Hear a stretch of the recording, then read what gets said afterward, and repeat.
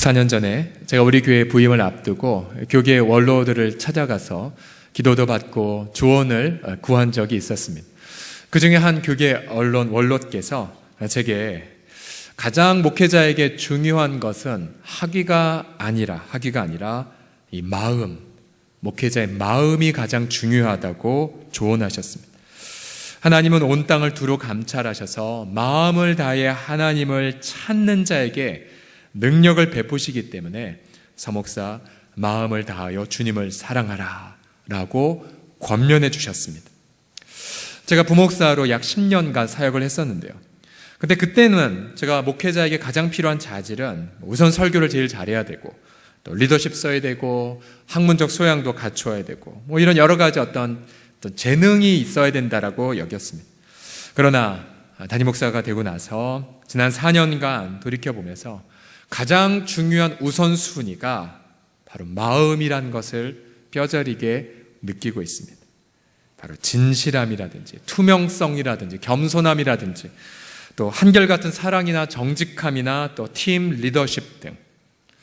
근데 이런 모든 것들이 이제 제 마음속에 너무 부족하다, 너무 이게 결점이 많다라는 걸 깨달으면서 하나님, 정말 제가 주의 제자입니까? 제가 정말 주님을 신뢰하고 있습니까? 정말 복음의 능력을, 내가 정말 영혼들을 사랑하는가? 이 과제 앞에 잠 못 이룰 때가 종종 있었습니다. 비단 교회뿐만 아니라 세상도 이처럼 정말 진실한 마음을 가진 자를 찾지요. 예를 들어 정치계의 영역을 보면 우리는 그저 권력에 아첨하는 것이 아니라 또 언론을 왜곡하는 것이 아니라 정말 생명을 존중하는 최우선 가치를 여기는 지도자를 우리는 찾지 않습니까? 또 우리는 기업에 있어서는 그냥 탐욕으로 자기 그런 기업만 배부르게 하는 것이 아니라 정말 소상공인들이나 자영업자들이나 우리 또 노동자들을 위해 정말 상생을 추구하는 리더십들을 찾지 않습니까? 어떤 면에서 하나님은 우리 민족에게 많은 지혜와 또 인적 자원들을 부어주세요. 여러분 아십니까? 전 세계 민족 가운데 유일하게 쇠젓가락으로 콩자반을 자유롭게 집어먹을 수 있는 민족, 코리안. 못하시나요? 하나님 우리에게 많은 재능을 부어주셨죠. 그러나 그 재능에 비해서 우리가 가지고 있는 이 부패와 탐욕 때문에 우린 제대로 나라 경제를 잘 일으키지 못한 듯 합니다. 과연 인간의 마음은 변화될 수가 있을까요? 특별히 우리 방글라데시와 터키에서 일어났던 이 테러를 보며 인간성이 어떻게 그렇게 잔혹할 수 있을까? 어떻게 그렇게 거짓에 매일 수가 있을까라고 우리 인간 자체에 대한 깊은 회의감에 젖어들 때, 한때 스테반을 테러하는 데 앞장섰던 사도 바울, 그는 자신 스스로 자신의 마음에 놀라운 변화의 감격을 오늘 본문에서 피력합니다. 고린도서 3장 18절을 보시면 주의 영광을 보매 그와 같은 형상으로 변화하여 현재 진행 수동태로 사도 바울은 자신이 한때 하나님의 형상이었지만 범죄함으로 하나님의 형상이 다 깨어져 버렸죠. 그래서 인간은 진리와 의 대신에 증오와 거짓이 인간의 형상이 되어버렸습니다. 그러나 사도 바울은 그도 한때 거짓된 포악자요 정말로 죄인의 괴수였지만 예수님의 형상으로 지금도 변화되고 있다라는 감격을 이곳에 담고 있습니다. 사도 바울도 자신이 변화되고 있다는 감격을 고백했다면 그럼 과연 저와 여러분도 변화되고 있을까요? 세상은 교회를 통해 진정 예수님을 보고 싶어 하는데 과연 우리가 어떻게 그리스도의 형상을 닮아갈 수가 있을까요? 본문에서 첫 번째로 이렇게 얘기합니다. 바로 십자가의 영광을 전심으로 바라봄을 통해 주님을 닮아갈 수 있음을 말합니다. 18절을 다 같이 다시 한번 읽어보겠습니다. 시작. 우리가 다 수건을 벗은 얼굴로 거울을 보는 것 같이 주의 영광을 보매 그와 같은 형상으로 변화하여. 아멘. 변화는 바로 주님의 영광을 바라보는 데에서 시작됩니다. 주님의 영광을 바라볼수록 우리는 주의 형상으로 변화되죠. 마치 거울을 우리가 바라보면 거울이 우리의 모습을 그대로 비추는 것처럼 우리가 주님의 영광을 바라볼수록 우리 마음 안에 예수님의 형상이 아로새겨집니다. 그러면 주님의 영광을 바라보라고 했는데 주님의 영광이란 무엇일까요? 주의 영광. 보통 우리가 영광이라고 하는 이 단어는 어떤 정치인들의 로마 황제의 어떤 화려한 권력, 아니면 어떤 재벌들의 높은 마천루, 이런 것들을 떠올리죠. 근데 성경은 하나님의 영광, 주님의 영광을 무엇으로 표현합니까? 우리 고린도전서 1장 23절 24절을 같이 보죠. 여기 보시면 우리는 십자가에 못 박힌 그리스도를 전하니, 그 십자가란 것은 유대인에게는 거리끼는 것이고 이방인에게 미련하게 보이지만, 그러나 오직 부르심을 받은 우리들에게는 유대인이나 헬라인이나 그리스도는, 같이 읽어봐 주세요. 시작. 하나님의 능력이요 하나님의 지혜니라. 아멘. 자, 왜 십자가에 못 박힌 그리스도가 하나님의 능력이요 하나님의 지혜이겠습니까? 한마디로 말하면 왜 십자가에 못 박힌 그리스도가 하나님의 영광일까요? 그것은 하나님이 십자가를 통하여 죄를 사해 주셨기 때문이고요. 그것은 또한 하나님이 그리스도를 보내셔서 죽은 자 가운데 그리스도를 다시 일으키심으로 사망의 모든 권세를 패하셨기 때문입니다.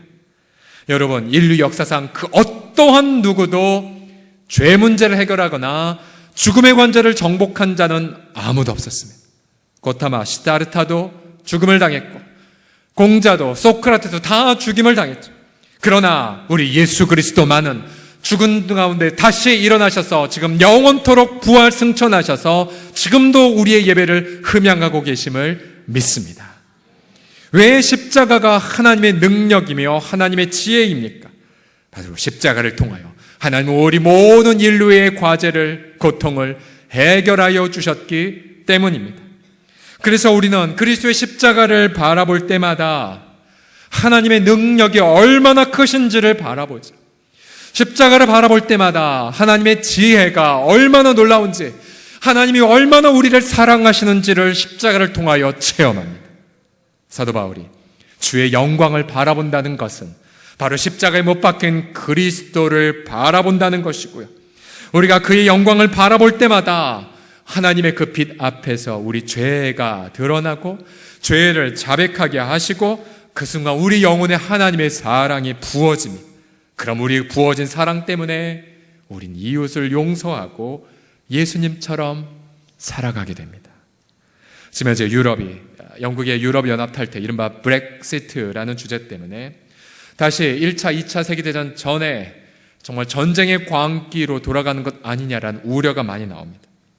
자, 2차 세계대전 종전되고 온 유럽이 증오의 광기로, 특별히 독일을 정말 마귀의 나라로 간주할 그때에 수용소에서 자신의 아버지와 언니를 잃어버렸던 이 코리 텐붐, 자신의 아버지가 유대인들을 숨겨주었거든요. 네덜란드에서 수용소에 끌려가서 아버지 언니가 죽임을 당했습니다. 제가 몇 년 전에 이 코리 텐붐의 이 집이 아직 보존되어 있어서 제가 탐방을 직접 가본 적이 있었습니다. 코리는 수용소의 착오로 풀려났습니다. 그리고 종전 이후에 정말 유럽을 다니며 하나님의 위로를 전했습니다. 근데 어느 날 한 집회를 마치고 사람들과 악수를 하려는데 저쪽에서 한 허름한 남성이 서 있는 걸 보았습니다. 그 남성의 얼굴을 확인한 순간 심장이 멎는 듯했고 갑자기 증오와 분노가 치밀러 올랐습니다. 왜냐하면 수용소에서 수많은 많은 여성들을 학대하고 자신의 언니를 죽게 만든 장본인이었거든요. 하나님, 벼락을 때려서 저 사람을 죽이지 않는다. 전 절대 저 사람을 용서할 수 없습니다. 예수님, 이것만은 이해해 주셔야 됩니다. 그러나 그때 이 코리가 그냥 그 마음 있는 모습 그대로 주님의, 오늘 본문의 표현에 따라서 주님의 영광을 바라보았어요. 주님이 이러한 감동을 그녀에게 주셨습니다. 십자가에서 나를 못 박고, 십자가에서 침뱉고 채찍으로 때리고 조롱하고 가시관을 씌워서 나를 괴롭히는 사람들을 나는 용서하여 주었노라. 코리가 그의 십자가 영광이 주는 메시지를 듣고 하나님, 저 좀 도와주세요. 그리고 의지적으로 결단하며 그에게 손을 내미는 그 순간 그녀의 자서전을 보며 하나님의 사랑이 전율처럼 자신을 통하여 그에게 흘러들어갔고, 그에게 용서라는 말, 그리고 그 순간 자신이 그동안 정말 분노와 증오의 그 쇠사슬에서 자신이 자유하게 되었다는 것을 경험했습니다. 어찌 신앙의 윗물들만 이것을 고백하고 있겠습니까? 최근에 얼마 전 제가 한 가정을 신방했을 때 자신에게 가해를 끼치고 자신에게 크게 신체적 상해를 끼친 가해자를 목사님 저는 용서했습니다라고 용서했습니다.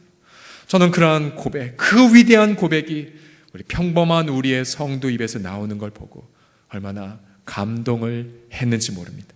왜 우리가 그것이 가능할까요?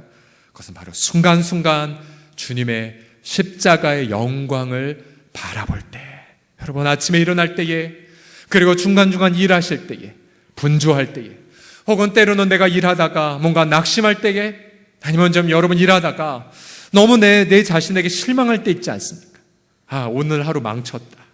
아니 누가 대판 싸우거나. 여러분 그때에 숨지 마시고 오히려 눈을 들어 있는 모습 그대로 주님의 영광을 바라보십시오. 바라보는 그 순간 다시 주님께서 우리 가운데 새 힘을 주시고 예수님처럼 살아가는 발걸음을 내딛게 하여 주실 줄을 믿습니다. 우리 옆 사람 보면서 고백하겠습니다. 십자가가 주님의 영광, 나의 영광입니다라고. 시작. 십자가가 주님의 영광, 나의 영광입니다. 두 번째로 어떻게 그리스도의 형상을 닮아갈 수가 있을까요? 두 번째로는 썩어질 영광을 철저히 내려놓음을 통해서입니다. 당시 유대인들은 예수님을 믿지 않았습니다. 왜 안 믿었냐면 그들에겐 모세의 영광이 있었기 때문이었죠. 13절을 보시면 우리는 그들처럼 안 하는데 그들을 어떻게 소개하냐면요, 모세가 이스라엘 자손들에게 장차 없어질 것의 결국을 주목하지 못하게 하려고 수건을 얼굴에 쓴 것 같지 아니한다라고 말합니다.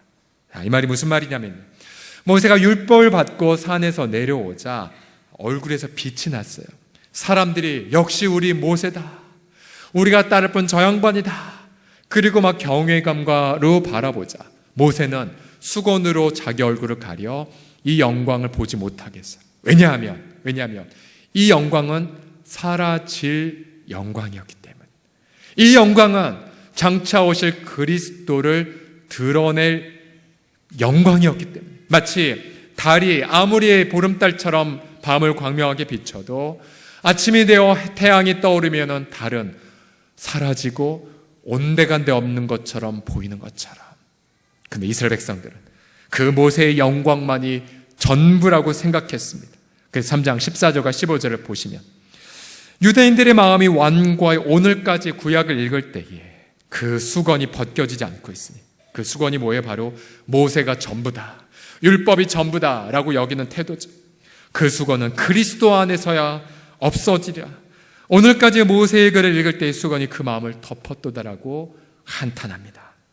자, 그래서 유대인들은 바로 모세가 그토록 올 것이라고 예고했던 그리스도가 왔지만 그들은 율법을 좇아 그리스도를 정죄했고요, 그들은 율법을 좇아서 그리스도를 사형시켰습니다.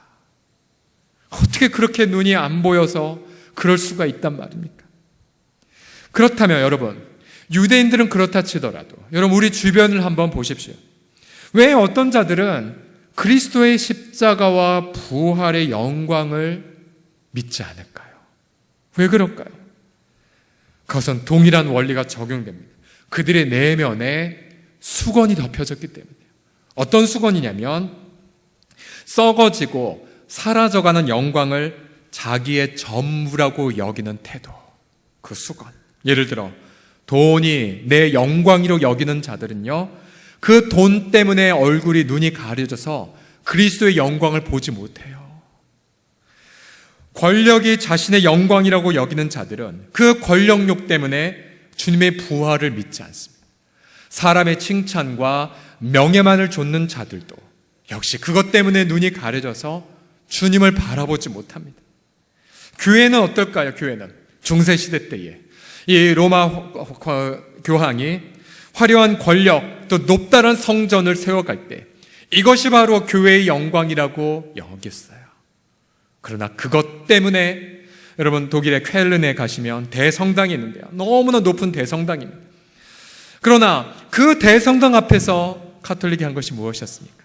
바로 복음의 그 기치를 내세운 마틴 루터를 이단이라고 파문하고 모든 그의 서적들을 불태워버렸죠. 왜요? 눈이 가려졌기 때문에. 눈이 가려졌기 때문에. 또 만약 교회의 영광을 그저 셀 수 없는 대중, 군중으로 간주하는 순간 주님의 부활의 영광은 사라지게 됩니다. 그럼 여러분, 과연 저와 여러분 내면 속에 어떤 썩어지는 그런 영광들이 있습니까? 만약 우리 특별히 청소년을 둔 우리 학부모들의 마음속에 이른바 대학교나 또 입시라고 하는 그러한 어떤 우상이 있다면 그만큼 그리스도를 못 보는 거고, 그리스도를 못 보는 것만큼 자녀 양육에 지금 실패하고 있는 것입니다. 그래서 저희는 주일날 우리 아이들 철저하게 주 앞에 예배드리고 훈련받고 쉬라고 말하죠. 안식하게 만들죠. 저는 만약 서롱성 교인인데 고3 부모인데 그런데 여전히 주일날에 아이들 학원 가도록 방조한다면 저는 그 성도 우리 교인이라고 하고 싶지 않습니다. 부끄러워요, 제가요. 몸은 교회 다니지만 마음은 우상 숭배하고 있기 때문에. 예전에 우리 장로님들은 당회는 그런 분들을 치리했어요. 다른 거 치리한 것이 아니라 왜 우상을 숭배합니까? 왜 세상 원리를 따릅니까? 라고. 하나님 분명히 6일간 만나를 주셨고 제 마지막 6일째는 2번의 2양을 주셨죠. 학생들도 마찬가지죠. 주님을 자신 앞에 모시고 십자가를 자신의 영광으로 여긴 채 6일간 열심히 공부하면 7일치의 분량을 부어주시지 않겠습니까? 저는 특별히 이번에 임시자 선거의 과정에서 교회를 세워가신 성령 하나님의 손길을 많이 경험했습니다. 물론 우리가 세운 인간의 제도는 불완전합니다. 그 불완전한 것 때문에 행여나 상처를 받은 분들은 당회장의 이름으로 미안하다고 하고 싶습니다. 그러나 성령이 세우시는 교회를 세우신 성령의 손길은 온전하셨어요. 특별히 제가 의도한 건 아니었지만 우리는 고린도후서 말씀을 통하여서 제가 의도한 게 아니었어요. 그냥 그날 선거 일정과 계획에 맞춰서 본문을 통해 이런 말씀이 여기 있다니. 예를 들어 우리가 지난주에는 우리 모든 예수 믿는 사람들이 영광의 직분을 이미 받았음을, 새 언약의 직분자임을 우리가 경험을 했죠. 또 2주 전에는 우리가 하나님 한 분만으로 무명으로도 만족하다는 것을 성경을 통해서 배웠습니다. 그러기에 여러분, 교회 직분은요 영광이 아니에요. 그건 영광이 아니에요. 오히려 자신을 더욱더 내려놓고 더욱더 십자가를 져야 되는 자리입니다. 내 속에 썩어질 영광을 추구했던 더러움을 내려놓으셔야만 됩니다. 또한 이번에 피택되지 않으신 분들은 내가 부족하기 때문에 그래, 그렇게 생각하실 필요도 없습니다. 부족한 것이 아니라 주님을 더욱더 닮아갈 수 있는 기회를 주신 것뿐이지요. 그러게 가장 정당한 인사말인 것입니다. 예를 들어 피택자가 오시면 이제 이 2가지 표정이 상존해요. 피택자는 이런 심리, 저만 돼서 죄송합니다 하고 고개 숙인 죄인 된 기분으로 가지고, 그러면 이제 지나가신 분은 축하합니다라고 하죠. 근데 저는 이게 되게 어색하다고 생각합니다. 그런 표현이 아니라 이거죠. 당신이 피택자로 세워져서 저는 너무 기뻐요. 당신이 사명을 잘 감당하도록 기도하겠습니다. 이게 정답이에요. 한번 따라해 보시겠습니까? 당신의 피택자로 세워서 기쁩니다. 다 생략해서 기쁩니다. 기도하겠습니다. 라고 시작. 그러시면 되고요. 피택자로 세워진 분들은 감뜻 쓴 게 아니잖아요. 이제 피택자들은 이제 하나님이 더 큰 잣대로 여러분을 이제 재단하실 것입니다. 더 큰 잣대로 하나님 앞에 부담감을 가지시고, 그런 하나님 앞에 겸손하게 감사하시고, 그런 건강한 태도를 가지십시오. 저는 우리 교회 모든 성도들과 또 우리 모든 한국교회 성도들이요, 썩어질 영광은 조금도 추구하지 않고 오직 십자가만을 내 모든 만족으로 삼으시기를 예수님의 이름으로 간절히 축복합니다. 마지막으로 어떻게 그리스도의 형상을 닮아갈 수 있을까요? 그것은 성령 하나님을 마음으로 신뢰함을 통해서입니다. 구약시대는 십계명 돌판에 새겨진 계명들을 지켜야만 했습니다. 그러나 계명은 제대로 지켜지지 않았습니다. 오히려 죄만 더 내 안에서 드러낼 뿐이었습니다. 그러나 하나님께서는 예수님을 보내셨고 예수님은 율법의 계명을 완벽하게 순종하셨죠. 그리고 마침 예수님은 속죄의 물이 되셔서 자신을 친히 제물로 바치셨습니다. 그리고 부활하신 예수님은 성령을 받아 우리에게 부어 주셨죠. 이제 그 성령 하나님은 우리 내면에 들어오셔서 우리 인격을 예수님의 형상으로 변화시켜 가고 계십니다.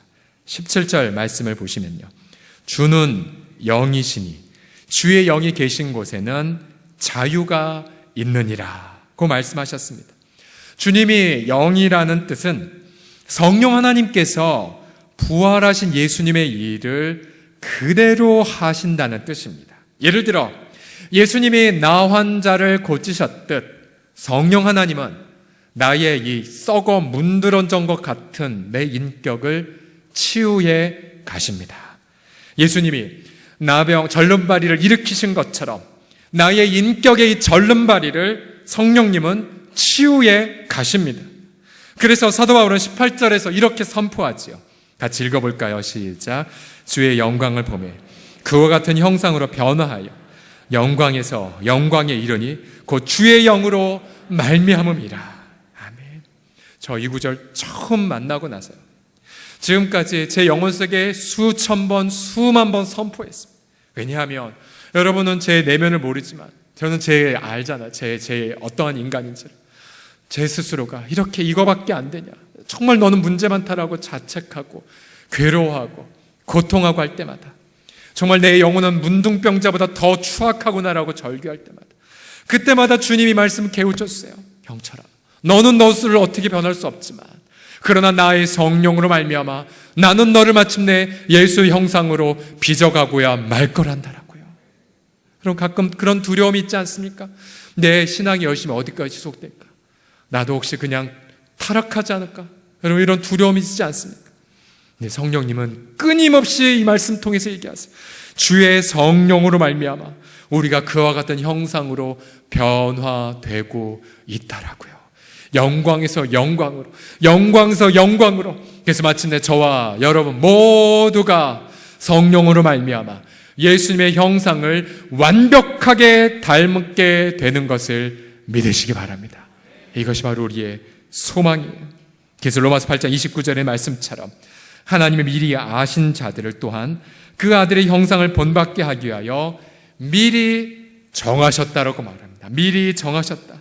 즉 예수님이 왜 저와 여러분을 택하신 줄 아십니까? 그리고 왜 우리 인생 속에 고난도 있고 가난도 있고 상실도 있고 실패도 있는 줄 아십니까? 그것은 저와 여러분 모두가 이 모든 과정들을 통하여서 마침내 예수님의 형상을 담게 하시기 위해, 하나님의 그 주권, 저와 여러분을 예수님의 형상을 담게 하는 그 주권적 목적 앞에는 그 어떠한 것도 방해할 자가 없습니다. 얼마 전 케네스 베라는 선교사님이 북한 체제 전복 기도 혐의로 무려 15년의 중노동 교화형을 받고 북한에 투옥된 적이 있었습니다. 그는 강제 노동 수용소에 있으면서 이제 예수의 이름을 비록 전할 수가 없으니까, 그런데도 불구하고 교도관들에게서 자꾸만 이러한 말을 들었답니다. 목사님, 저 좀 상담해 주시겠습니까? 또 우리는 교도관이고 당신은 죄수인데 왜 당신은 우리보다 행복합니까? 왜 당신의 기쁨은, 도대체 기쁨은 어디서 옵니까? 그러면서 이제 미국과의 협상이 한참 시작되자 가지 마십시오. 당신이 우리에게 함께 있는 것이 행운입니다. 라고까지 그런 말을 들었대요. 자, 이분은 매였고 이분은 강제 노동을 받았던, 그래서 많은 고생을 하셨지만, 그러나 한 가지 매이지 않은 게 있었어요. 그것은 바로 성령 하나님이셔요. 성령 하나님. 이분은 매였지만 성령 하나님은 매이지 않으셔서 저분의 내면 속에서 역사하셔서 예수님의 형상을 그 감옥에서 보여주셨던 거죠. 그래서 3장 17절을 다시 보십시오. 주는 영이시니 주의 영이 계신 곳에는 뭐가 있다고요? 자유가 있다고요. 그럼 어떠한 자유인 것입니까? 그것은 이거죠. 내가 비록 감옥에 갇혔어도 예수님의 형상을 닮아갈 수 있는 자유. 또 내가 비록 몸이 병약해서 병원에 갇혔다 할지라도 내가 정말 예수님의 인격을 드러낼 수 있는 자유. 내가 비록 가난해도 그 가난과 상관없이 예수님의 형상을 닮아갈 수 있는 자유. 계속하겠습니다. 내가 비록 사업에 실패해도 사회 실패해도, 그럼에도 불구하고 내가 예수님의 형상을 닮아갈 수 있는 자유, 내가 사회 속에서 낙오되었다 할지라도 성령 하나님 때문에 예수님의 형상을 닮아갈 수 있는 자유, 여러분 그 자유가 우리 안에 날마다 성령을 통하여서 경험됨을 믿으시기 바랍니다. 저 오늘 본문 말씀을 준비하다가 청교도 작가 나다나엘 호선이 쓴 큰 바위 얼굴을 정독을 했습니다. 여러분 잘 아시죠? 큰 바위 얼굴. 어니스트라는 주인공이 어렸을 시절에 어머니로부터 이런 말을 듣습니다. 그 마을의 한가운데에 큰 바위 얼굴이 있었는데 너무 자비롭고 온화하고 정말 평화롭게 온 세상을 감싸는 듯한 그런 기운 있는 얼굴. 얘야, 저 얼굴을 닮은 사람이 나타날 거고 그래서 모든 이들에게 평화를 줄 거란다.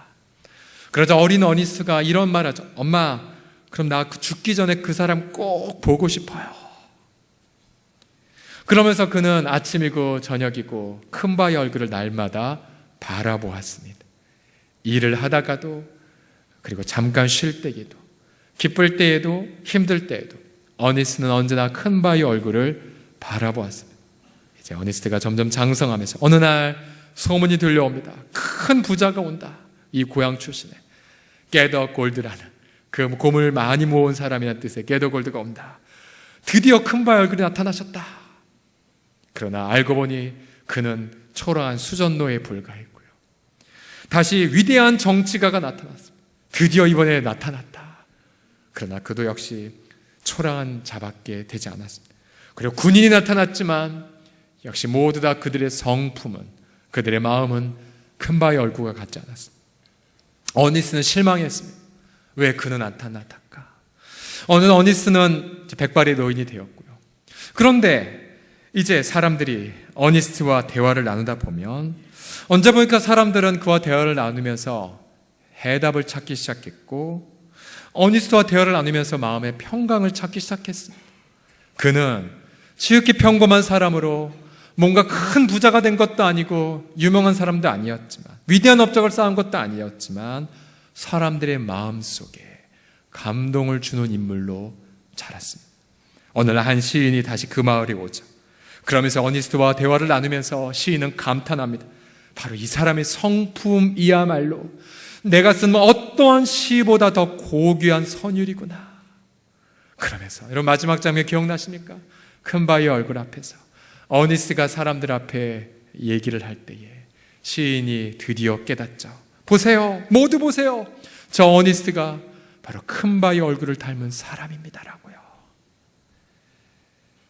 저는 이 소설을 다시 읽어보면서 우리 성도님들과 제가 이러한 갈망을 함께 품기를 소원했습니다.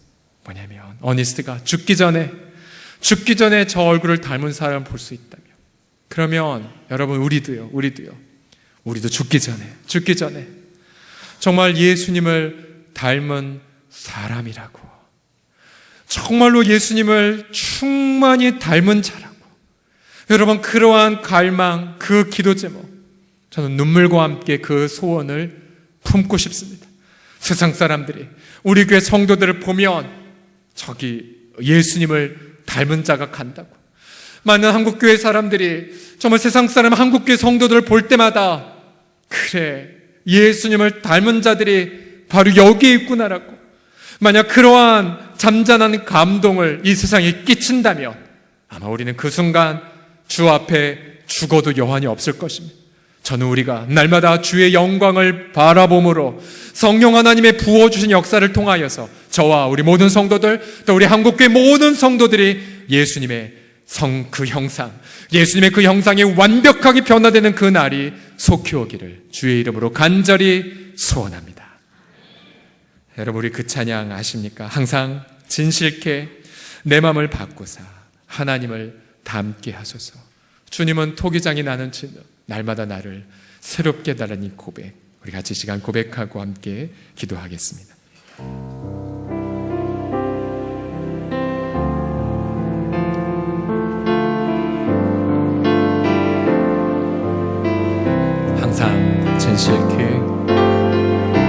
항상 진실케 내 맘 바꾸사 내 맘 바꾸사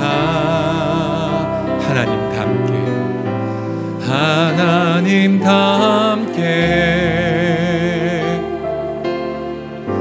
하여 주소서.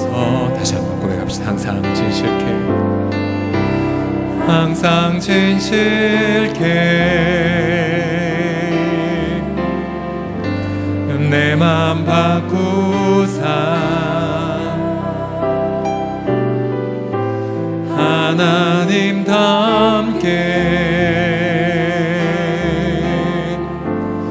하여 주소서. 주는 토기장이 나는 지는 날 빚으시네. 지금 이 순간 날 빚으시는 내 기도하오니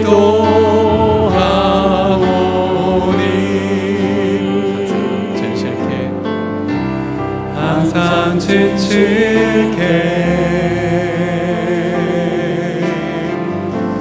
내 맘 바꾸사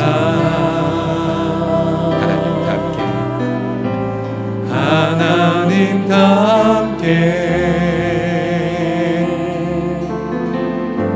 하여 주소서. 이 시간 여러분 눈을 감으시고 마음의 눈을 이 시간 주님을 바라보는 데에 고정하십시오. 주님의 영광을 바라보매 그와 같은 형상으로 변화되어 그리스도의 그 영광, 그 양손의 못자국, 그 허리의 창자국, 그의 십자가에 나타난 하나님의 능력과 하나님의 지혜, 이 시간 주의 영광을 바라보는 순간 회개가 터질 것이고 새로운 마음이 성령을 통하여 부어질 것입니다. 이 시간 같이 하나님의 영광을 바라보며 함께 기도합시다. 하나님 아버지요, 이 시간 우리 모든 마음을 주님 앞에 고백하며 드리나이다. 하나님, 우리 자신을 바라보지 아니하리이다. 나의 율법의 열심을 의지하지 아니하오리이다. 눈을 들어 주의 영광을 바라보며, 주님 우리가 눈을 바라보며 그리스도의 영광을 바라볼 때에 아버지 하나님이여 그리스도에 나타난 영광으로 인하여서 아버지 우리가 주의 형상으로 날마다 변화가 되어져 아버지 예수 그리스도의 그 형상에 충만하게 다다르도록 아버지 하나님, 아버지 하나님 주의 성령으로 말미암아 우리가 아버지 주의 영상으로 변화되어 영광에서 영광으로 그렇게 다다르게 하심을 믿나이다. 성령이요 우리 주 예수님 보내신 주의 성령, 우리의 내면 속에 아버지 하나님의 썩어 문드러진 것 같은 그런 인격의 부분들, 아버지 하나님 매여있는 부분들, 아버지 하나님의 우상에 붙들린 부분들, 술 취함들, 음란한 부분들, 꺼짓된 부분들 우리 주님의 빛 앞에 다 노출되어 아버지 하나님이여 그 모든 부분들 회개함으로 다 버리고 아버지 하나님이여 거룩과 정절과 새로운 은혜가 우리 내면에 용솟음치게 되게 하여 주시소. 그리스도의 형상으로 변화되는 감격을 날마다 성령 안에서 우리 모든 지체들이 경험하게 하여 주시옵소서. 아버지 주의 성령으로 말미암아 우리 모든 각 사람들의 심령 가득해 아버지 하나님 단순히 일순간의 위안으로 끝나는 것이 아니라 정말 이 삶의 그 고통 속에서도 삶의 처절한 몸부림 눈물 속에서도 그리스도의 형상을 닮아가는 그 놀라운 감격이 날마다 매일마다 아버지 터쳐져 나오게 하여 주시옵소서.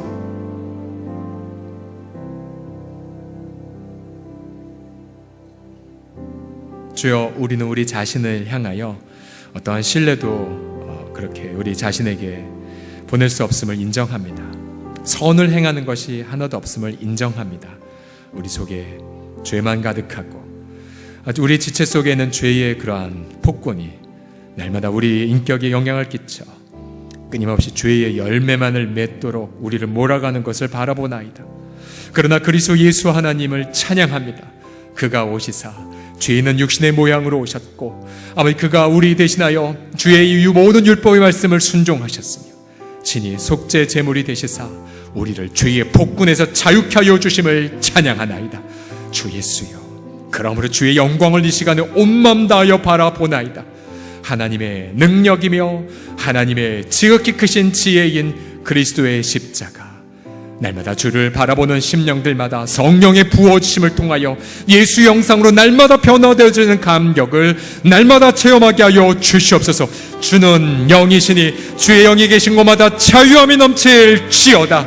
우리 어떤 고난의 형편에 있든지 간에 그리스도를 닮아가는 놀라운 자유를 날마다 만끽하게 하여 주시옵소서. 예수님의 이름으로 기도드립니다. 아멘. 하나님께 감사의 영광의 박수 올려드리겠습니다.